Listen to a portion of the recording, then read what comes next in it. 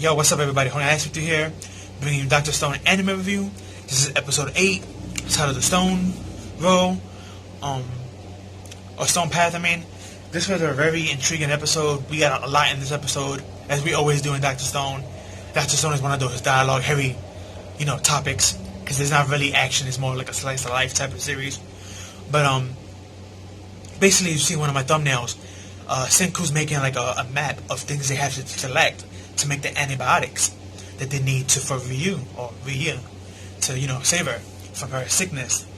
And as he's describing this to them, of course Chrome, as being a fellow scientist / sorcerer as they call it, he's happy and excited.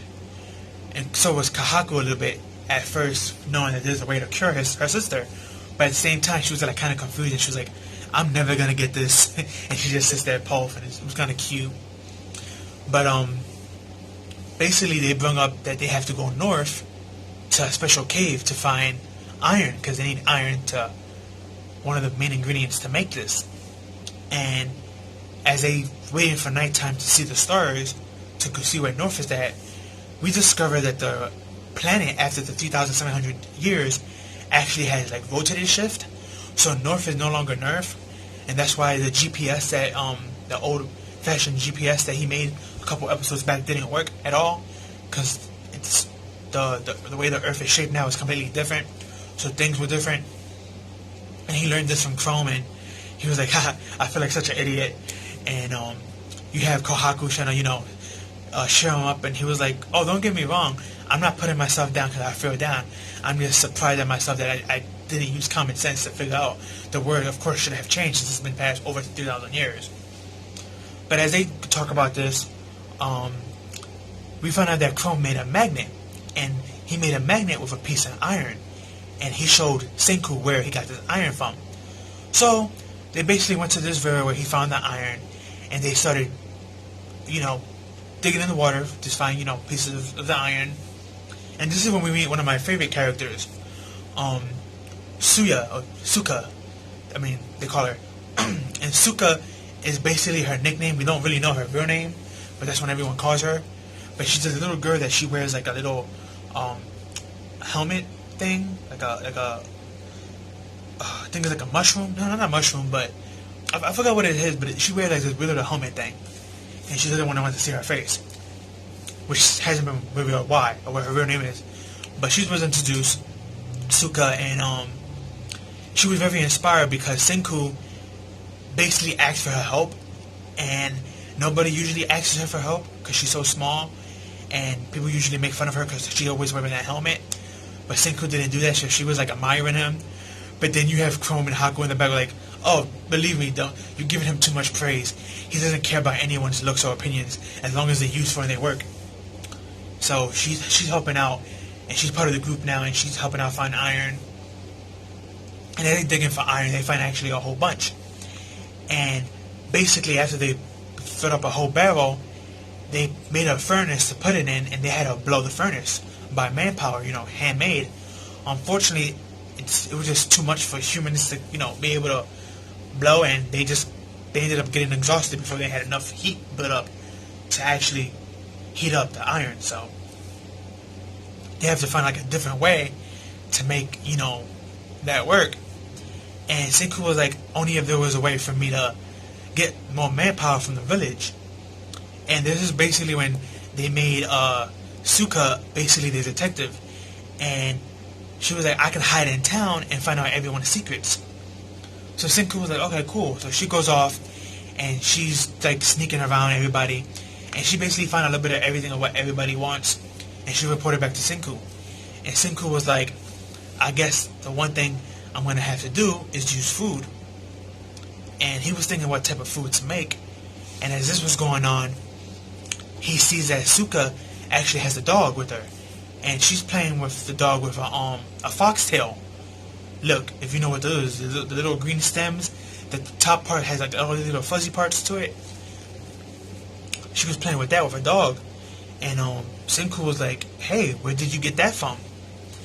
And she's like, oh, there's a whole field that my dog likes to play in it, and I usually play with her with it. So she took Senku there, and basically Senku used that as mulch for food, and he made ramen, which you see in one of my thumbnails as well. And everybody fell in love with it. All three of them, Kohaku, Chrome, and Suka. They fell in love with it, and even the dog was liking the ingredients. Now Senku himself, when he was eating it, he's like, ugh, this is nasty and it's bitter and it's yucky. But since they never tasted this before, to them it's new and they loved it. So that's basically what he's gonna do. He's gonna make a food cart, which he did, and Chrome and him are basically gonna make a whole bunch of ramens for everybody to try to befriend them and get them to his side. So that's basically was the episode. Two more things that I want to say before I end the video was we found out that Kohaku was actually disowned by her dad because she's a disobedient girl, and he was thinking that maybe if I disown you, you would act better. But now that the elders snitched out and told the chief, which is her dad, that she brung in this guy who's from nowhere, they kind of upset at her, and they're thinking about ways to get rid of him. And this made Riri, I forgot how you pronounce her name. I wrote it down. Ryu. This made her sad, and she made her so sad that she basically tipped over and started coughing. And they got worried and they stopped the conversation in front of her. But on top of that, we also find out in this episode that things about like gorillas and zoos and stuff like that, and certain little dialogues that these people use, it finally hit Senku. How do you know all of these things if your people live here and there's none of that things around? And supposedly, Ryu's story, she has a lot of stories that she tells people, and from their stories, that's how people know what's a zoo, what's a gorilla, and stuff like that, even though they themselves have never seen these things. And this made Senku say, now I'm more interested in her. Now I really want to help her. And Chrome heard this, and he was like, yo, what do you mean that you're into her and that you're interested? And he starts to freak out, and Senku's like, dude, are you okay? And Kohaku broke the ice saying, oh, he's madly in love with my sister, so, keep it in the hush. And they both walk away laughing and mumbling to each other, which is kind of ticking off Chrome. And it was hilarious, but that was basically the episode. Senku's going to use food to befriend everybody, and hopefully that's just going to be his ticket to get in. That's really what he needs if he wants to get in there and, befriend everybody so he can get more people on his side, because he needs manpower for all the things he wants to create and for that furnace. So this might be his ticket. I mean, he already got the two brothers, the guards, Ginro and Kinro. He already has them technically in his pocket. He made Kinro, the older brother, a gold spear, and the younger brother won a spear. So, but yeah, that was the episode. Pretty good episode. Again, dialogue heavy. But Dr. Stone, that's basically what it's about. It's a scientist anime / adventure / fantasy. More like a slice of life, technically. So, but it's done very well. And the artwork and animation and opening and closing songs and the voice acting, everything is top notch. Really, really beautiful. I'm loving this series more and more each week. I'm finally happy it got an anime. Even though it has a while until it ends, hopefully we get that season 2 announcement quick. And I believe, as well as Dr. Stone is doing so far, I believe we're gonna get that season 2 announcement by the time fall comes and it ends around there. I believe we're gonna get that announcement. But that's just my opinion. But let me know what you like and didn't like about the episode and how you felt about it. Are you liking Dr. Stone so far? Are you hating it? Or is it on your okay list? Or you even watching it? Tell me what your thoughts about it. But that's what I have for you. Peace out. Have a good one.